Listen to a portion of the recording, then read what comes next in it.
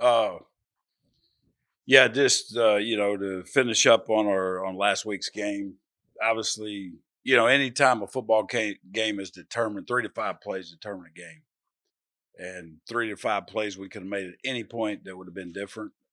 You go back and watch the film, man, we had a lot of missed opportunities. We had guys running wide open. We had, we were there on defense, didn't make a play.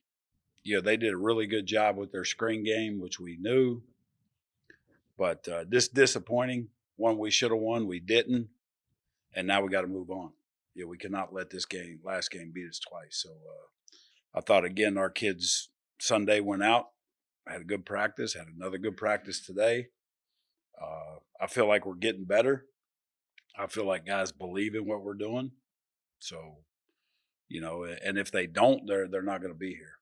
So that's the bottom line. Coach, was that kind of your message to have the resolve to forget about that, but also understand the importance of every play and now try to take this to Saturday? Yeah, that's huge. You have to be able to learn whether it's a win or a loss. Obviously, it's a lot easier coming off of a win than it is a loss to correct mistakes and do those kind of things. But we did it. We put ourselves in the situation. Now we have to get out of it, and guys have to get better. And I keep telling them, I'm not letting up. We're going to do what we do. We're going to keep fighting. We're going to keep coaching you. I've waited 31 years to become a head coach. I'm not going to let 2 losses ruin it. And guys are going to be all in or they're going to be all out. And, we have 72 new guys that have been through 2 weeks of the season together. Do I feel like we've done some good stuff, getting better? I do. And again, there's some crucial positions that need to step up and play better, and we need to coach better, both offense, defense, special teams.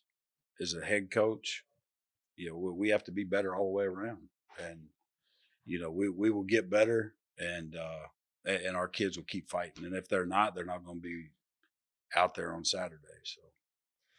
When you think about this game, 2 or 3 plays could go the other way, and we're having a whole other conversation, right? I guess when it comes to improvement, is it more focused on maybe those 2 or 3, or is it more on the things you did well, trying to build on those things and move on? A little bit of both. When you go through that film, I mean, there's a lot of plays you have to watch. We watch some good, some bad, and try to get it fixed. And then, hey, this is a great job. Let's keep this going.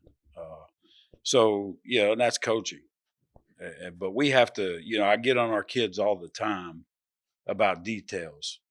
And again, I told you guys Saturday, I called the fake punt, which was dumb. Thank goodness the defense stepped up and there were 0 points on the board, because I would have felt horrible if we would have lost the game because of that reason.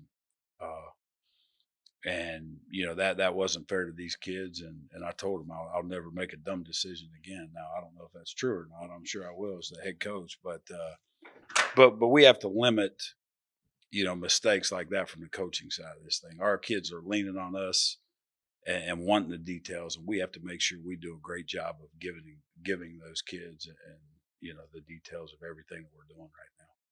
Coach, yesterday you were talking about EKU's defense, and you kind of said that they might be even better than Missouri State. What do you see from them that maybe stands out? What do they do, and what gave you that impression? Yeah, I think they fly around. They're physical. They stop the run. They take the ball away. They've got 2 defensive touchdowns, 5 takeaways in 2 games. So I'm sure if they're not leading the country, they're right up there. But they're very active. They have a really, really good corner. Number 6 is a heck of a player.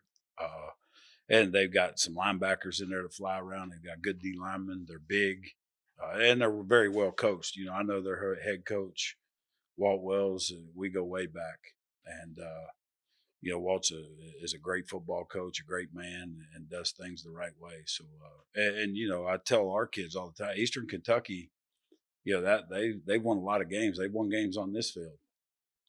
They won games that mattered on this field. So they're coming in here. They're not going to be intimidated by coming to Huntington and playing against us right now. Coach, from game 1 to game 2, you always look for improvement. What maybe really popped out at you that you really liked from the Georgia game to Missouri State? Yeah, I thought we tackled better at times. That first game we had 22 missed tackles against Georgia, and I thought that we got better with that. Play recognition, again, we're pressuring, they're throwing screens. We still struggle. You know, we got hit at Georgia on the screen. So if we're going to be aggressive on defense, we have to make sure we understand what people are doing. We have to recognize that. You know, so our play recognition has to pick up. Offensively, I thought we ran the ball better. Obviously, I mean, lesser opponent, but I thought that our backs ran really hard. I thought that we did some nice things in the run game.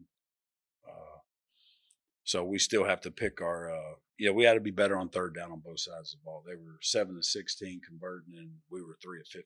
So that's not good enough.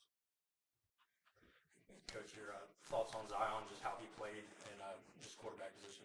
Yeah, I thought, like any quarterback, any head coach could say, but he missed some throws. I know Zion would love to have that play back on 3rd and 1. But again, we put him in that situation. We have to be better as a coaching staff and make sure that doesn't happen. But I thought he handled the game. I thought, managed the game really well. Was not careless with the ball, which was good. The last play of offense, we throw a pick, but he's trying to force one in with pressure in his face.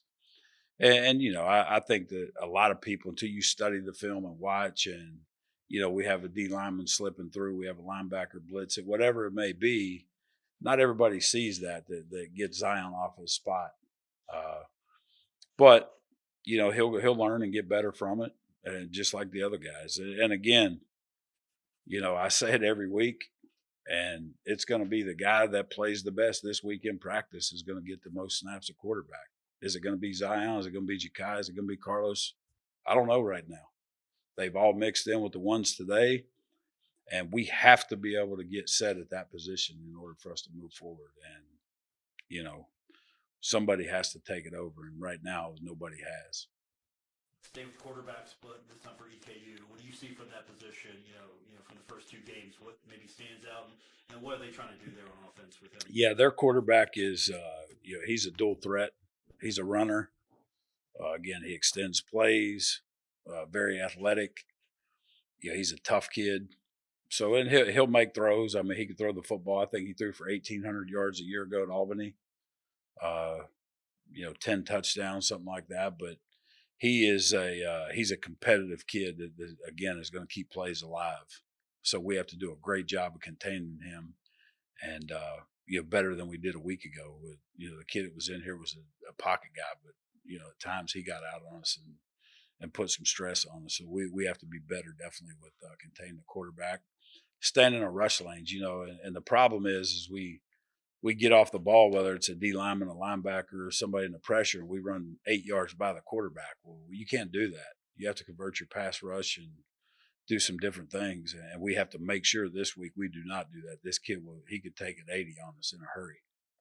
So we have to be really good with that. Coach, can you talk a little bit about Carry-On? He seems in a couple of games just to kind of emerged as he's around the ball all the time. Pretty impressive on Saturday. Yeah, he had a really, really good game. And, the thing about it, and I don't know if you all picked up on it, but he's played Sam and Will both. He's played both spots for us. And to be able to learn all that and still go in and be productive, I'm very proud of where he is. And obviously I have a long relationship with that family. So Carry-On is, he's a guy that I know I can count on that's going to be right in the locker room, be right off the field and do the right thing. So, he's a special young man, and I'm glad that he's with us. I'm glad he's back, and he's having a heck of a year. And now we got to get some other guys to help him on that side of the ball. All right. Anything further for Coach? All right. Thank you, guys. Thank you, Coach.